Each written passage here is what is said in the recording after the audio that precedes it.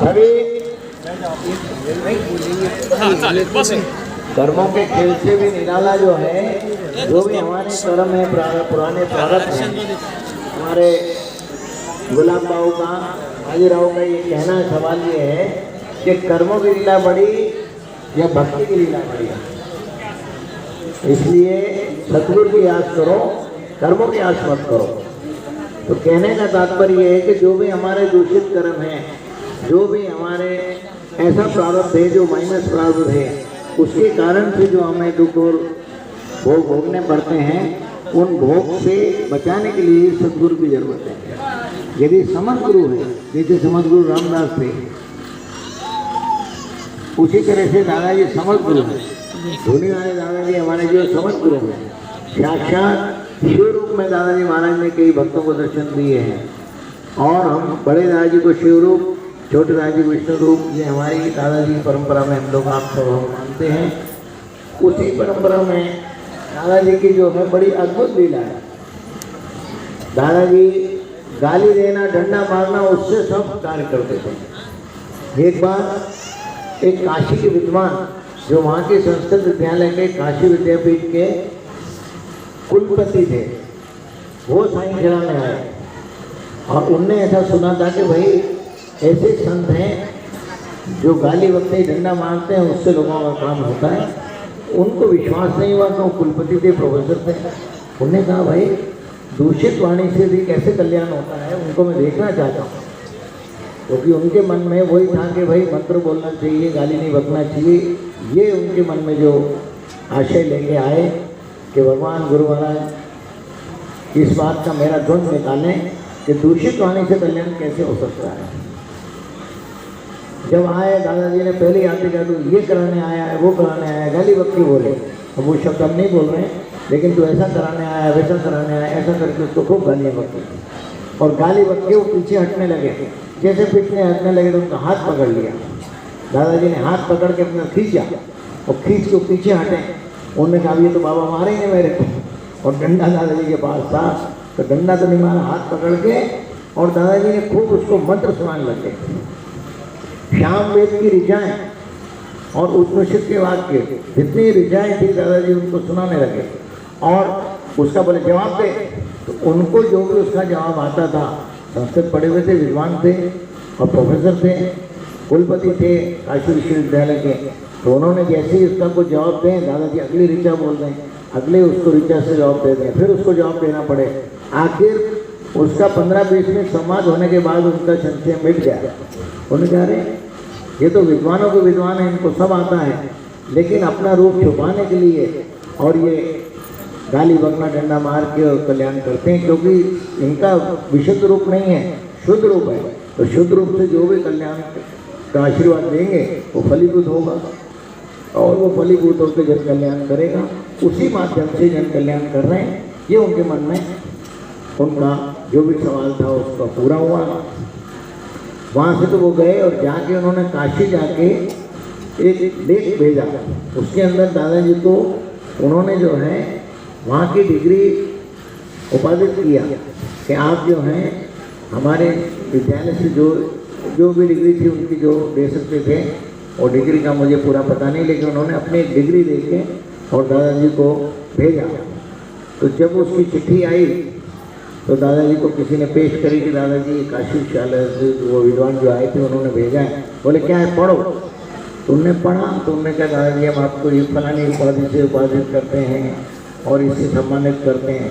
दादाजी ने वो कागज उसके हाथ में से, पढ़ने वाले के हाथ में से छीना और धुनी में डाल दिया और धुनी में हवन कर दिया। और धुनी में हवन करके बोले अरे इन उपाधियों में हम क्या करेंगे, उपाधियों से हमारा क्या लेना देना, सन्यासी हैं।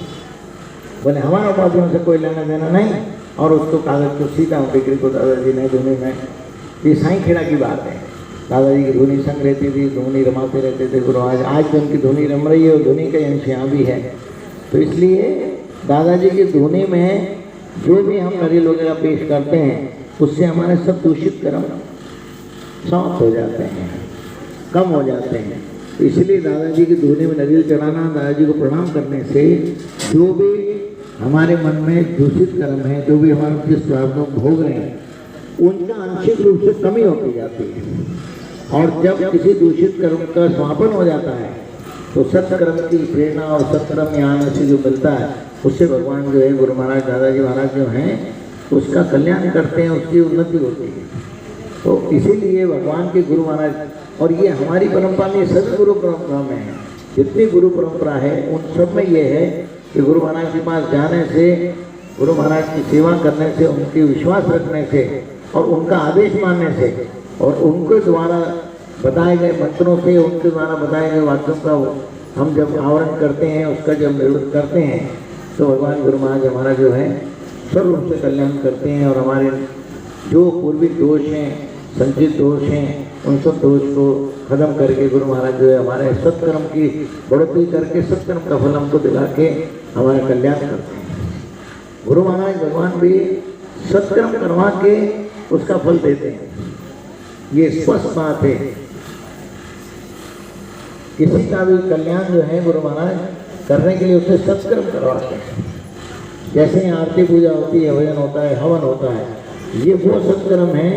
इन सब सत्कर्म से गुरु महाराज जो है हमारा दूषित जो भी प्रारब्ध है उसको दूर करके हमारे अंदर सत्कर्म की प्रेरणा भावना आते ही हमारे हाथ से जो कार्य भी होगा वो सफल होगा। जो भी हम कार्य करेंगे, जिस तरह से सोना जब पारस से छूता है, कोई भी दवाएं या कोई भी वस्तु छुएगी तो वो सोना हो जाएगी। उसी तरह से जो भी कर्म हम करेंगे लेकिन सत्कर्म उसमें जब शामिल हो जाएगा तो स्वर्ण हो जाएगा। उसी तरह से हमारा सत्कर्म फल होके गुरु महाराज भी हमारा कल्याण करके और जो भी हमारा जीवन है, जो जीवन का बचा हुआ अंश है वो आनंदित होता है। इसलिए भगवान गुरु महाराज की दया से, कर्मों की लीला से, प्रारब्ध की लीला से भी सुदूर की लीला बढ़ी है। दादाजी महाराज डंडा मार के गाली वक्तित करते हैं और कई परंपराओं में जप और साधना करवा के और आपको जो भी मंत्र जाप करवा के कल्याण करते हैं। लेकिन किसी भी तरह से कल्याण जो है वो गुरु शरण जाने से ही होता है। तो दादाजी की शरण जाएं, दादाजी के हो जाए, बस भगवान गुरु महाराज के होने की देर है। गुरु का होने के अलावा और कोई चीज़ की देर नहीं है। हमारे किसी भी तरह की, हमारे कल्याण में, हमारी उन्नति के साधन में एक ही चीज़ है कि हम गुरु के हो जाए, बस उनके होने की देर है। उनका होने के बाद किसी भी तरह से देर नहीं है। इसी सब भाई बहनों से, दादाजी महाराज की सब आप बाल गोपालों से हमारा यही कहना है कि बस दादाजी को मन में बसाओ, मन में दादाजी के लिए प्रेरणा आए, बस इतना बहुत है। ये भी मन में आ जाता है तो भगवान गुरु महाराज जो है हमारा सब संकट दूर करके दया करते हैं। और दया की दृष्टि ही सब कुछ है। सदगुरु जो हैं, एक बार हम हमारे गुरु महाराज के इधर खड़े हुए थे, जैसे ये खड़े, हमारे गुरु महाराज ने ऐसे हाथ पकड़ के हमको आगे कर दिया। ऐसे हमने जगह नहीं, लेकिन हाथ बोले नहीं, गुरु के सामने होना चाहिए। बोले गुरु की दृष्टि पड़ना चाहिए। बोले हम सन्यासी, हमारी दृष्टि क्या पता कब हो जाए, कब हमारी दृष्टि कैसी हो जाए और किस तरह हम कल्याण कर दें। इसलिए हमारी दृष्टि के सामने रहो, हमारी दृष्टि के पीछे नहीं रहना, सामने रहो।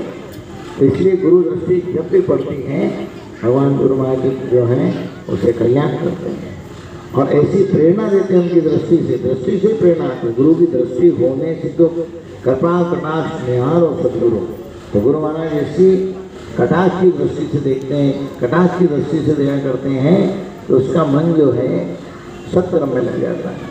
किसी भी तरह से दूषित करने का मन भी नहीं होता।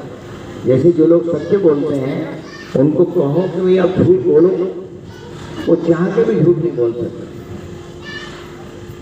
जो सत्कर्म करते हैं, सत्य पे चलते हैं, सच बोलते हैं, उनको आप कह के देखो कि अच्छा भाई झूठ बोलो, वो सोचे में चलो आज झूठ बोल के देखें, तो उनसे झूठ नहीं बोला जाएगा। जो नहीं बोला जाएगा उनके जीवन के कारण में ही नहीं है, प्रोग्राम में ही नहीं है। और कभी दूषित रूप से बोल भी दिया तो उस आदमी को और रात को इतना पश्चाताप होता है कि अगले दिन जाके उस व्यक्ति से मिल के जरूर बोलता है भाई वो बात मैंने गलती से बोल दी थी, लेकिन सही बात ये है।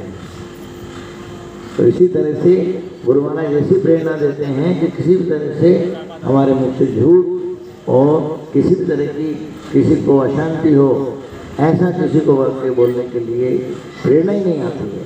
गुरु महाराज की शरण में जाने के बाद उसको प्रेरणा जो है सत्कर्म की आए। सत्कर्मों निष्ठो योगो निष्ठो जायते। तो सत्कर्म की प्रेरणा जो है वही कल्याण का साधन है। आप सब भाई बहनों को दादी माँ सत्य करने की प्रेरणा और बुद्धि दें, इसी आशीर्वाद से दादाजी महाराज दया करते हैं। इमरतवाणी हर हर हर महादेव।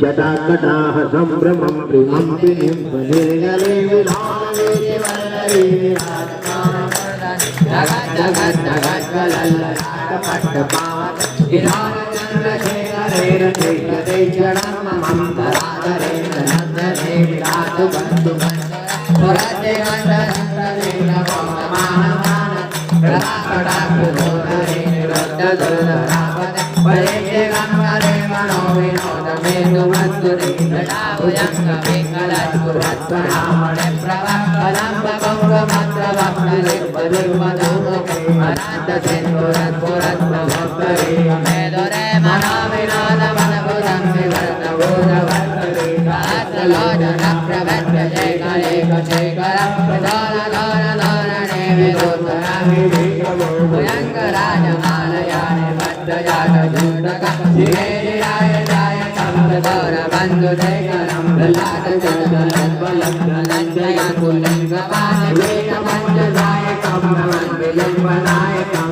रामयोगलेखया विराजमान शेखरं महाकपाल शङ्करे शिरोधराल बन्धुर कराल भाल पट्टिकाद गट्ट गट्ट गट्बल धनञ्जया विकृतं प्रचण्ड बन्धुदायके धराधरेन्द्र नन्दने भुजाकृतिधर भद्रक प्रगल्भनैक दुर्गने प्रयोजने रतिर्गमं नवीन मेघमण्डले रक्तधरस्फुरत्भवानिदेनमेतमं प्रबन्ध गन्ध गन्धर विलिम्बने शरीरमद्भुतातगच्छसिन्दूरं हरानिरानबन्धुरक्षीयज्जगद्दुरन्धरं प्रफुल्लनीलमङ्गलं प्रकञ्चकालिमक्षवालम्ब्यकण्ठकण्ठयं हृदिप्रबन्धकन्धरं वरक्षितं सुरक्षितं भवज्जितं भगज्जितं गजक्षितान्तकक्षितं प्रबन्धकक्षितं भजे सर्वसर्वमङ्गलाकलापदं मञ्जरे प्रभामाधुरे विलङ्कणावधूपं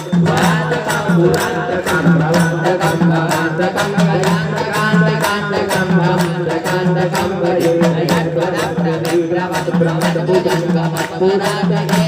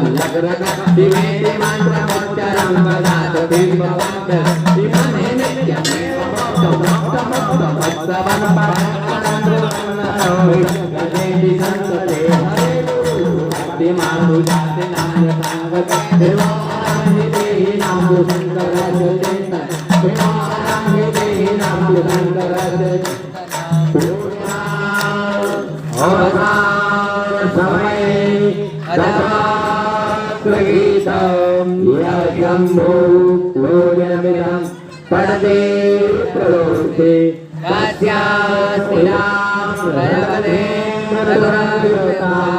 लक्ष्मी सदैव गौरीं तराके सुशम्भो श्री श्रीराम स्तोत्रपाठ श्री दादाजी महाराज नमस्तु श्री दादाजी महाराज नमस्तु श्री दादाजी महाराज नमस्तु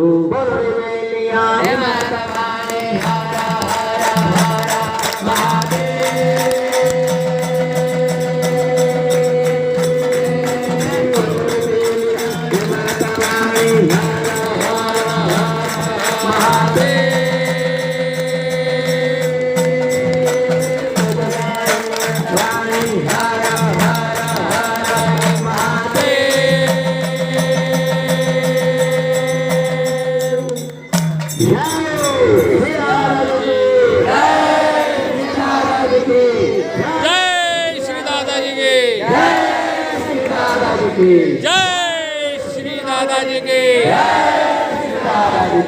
श्री गौरी शंकर महाराज की